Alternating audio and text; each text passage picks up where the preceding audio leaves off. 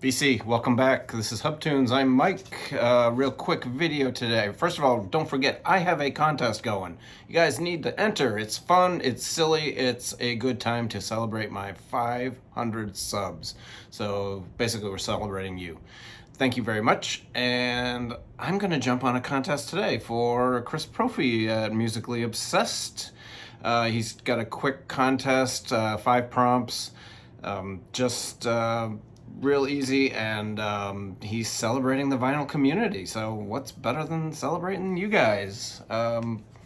First album is Show, an album from 1975. This is Robert Palmer, Sneakin' Sally Through the Alley. This is a absolutely fantastic album. This is his debut. Basically, his backup band is Little Feat.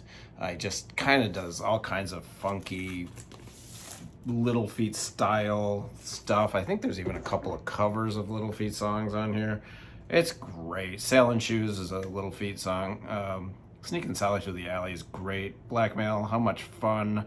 From a Whisper to a Scream. This is a really, really good album.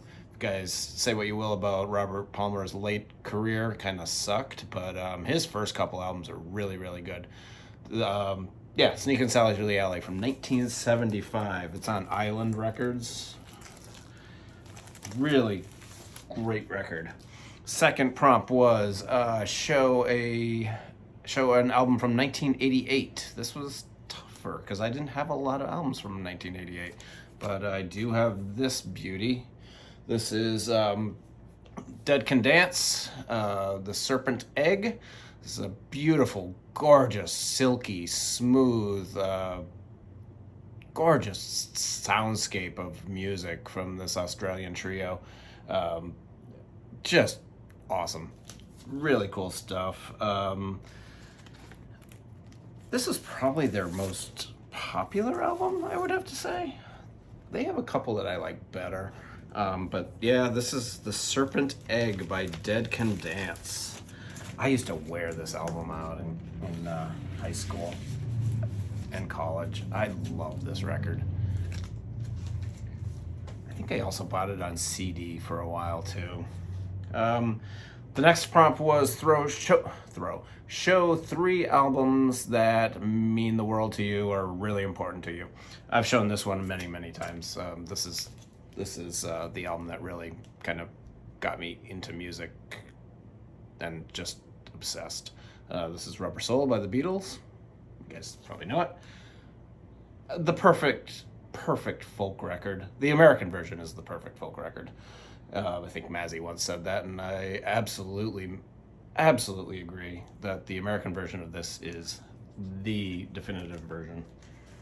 Another album that just absolutely love and just means still all these years later means a lot to me is this. This is Wilco, Yankee Foxtrot Hotel. This is my favorite Wilco album. This is their best. I'm sorry. This is what I love about all music is it soothes you, it makes you feel good. It expresses so much. This album just is incredible. And just when you think it's going one way, it kind of zigs to another way. It's sonically, it's cool. This is just, if you guys don't, I mean, it's Wilco. This is a absolutely terrific album. Highly recommend starting your Wilco collection with this bad boy. It is amazing.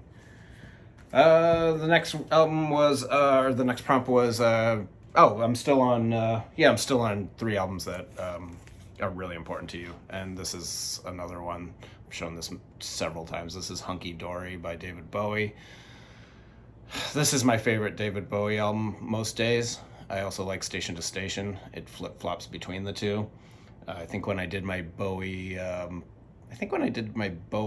discography review, I'm pretty sure I went with Station to Station on that day. It easily could have been Hunky Dory. This is absolutely brilliant. I will take this over Ziggy Stardust any day. It's on kind of a cool silverish gold vinyl. This is a reissue they did a couple years ago for the anniversary. So yeah, Hunky Dory. Absolutely fantastic. My favorite David Bowie album.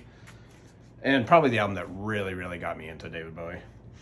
The next prompt was, what kind of what kind of outer and inner sleeves do you use? I use, for a long time, especially when I was younger, I didn't use plastic sleeves because I didn't find any I liked. They were all either too big or too small or too cloudy. You didn't know what a lot of them were really made out of because you just don't know, and they could damage records. I had some inner sleeves that damaged some of my records because they're just garbage, and they were plastic. So for a long time, I didn't use any sleeves at all on my collection, and then I started buying the Music Matters Jazz, and I bought this album. This was my first Music Matters Jazz. This is Soul Station by Hank Mobley with Art Blakey, Wynton Kelly, and Paul Chambers. This is a gorgeous album, but as soon as I started buying these are so pretty, and the packaging, and along with the Tone Poets too. When I started buying these, that's when I was like, I gotta put these in plastic sleeves. So I started buying from Vinyl Storage Solutions up in Canada. Mike, he's a great guy. He's got an awesome company. The sleeves are fantastic. They don't cloud up. They're crystal clear. So I started with my jazz collection and putting them, with my Tone Poets and my Music Matters stuff, all went into those. And then during the pandemic, when I had so much downtime because pretty much confined at home, I went through the rest of the collection. So every record over there, they all have Vinyl Storage Solutions sleeves. Most of them, I'll do the double. I don't know if you guys, they have like a sticky in the middle, so you can do gatefolds, you can do trifolds. They're great, absolutely great. The only issue is he's so busy that he's really backed up. So if you do want to pre-order them, think ahead, because it's going to be a few weeks. It's going to be quite a few weeks.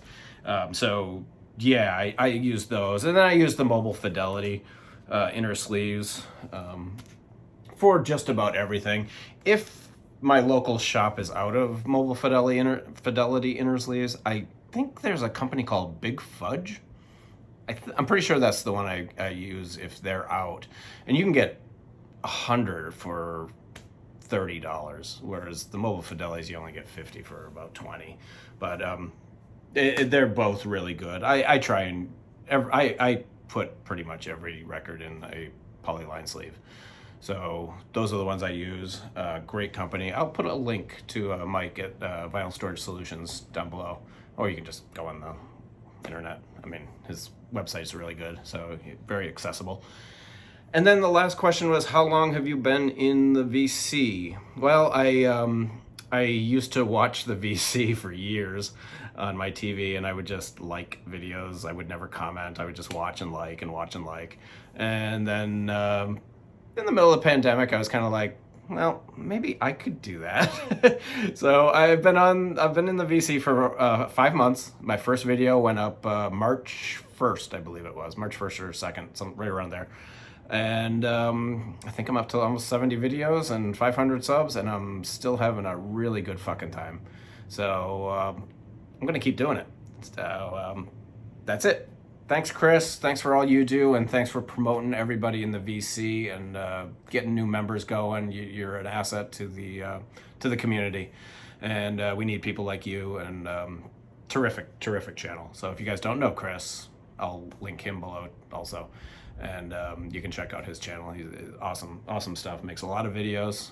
Wish I had that much energy. It's good stuff. So you guys all stay safe, have a great day, and I will talk to you soon. Got a bunch of videos coming. See ya.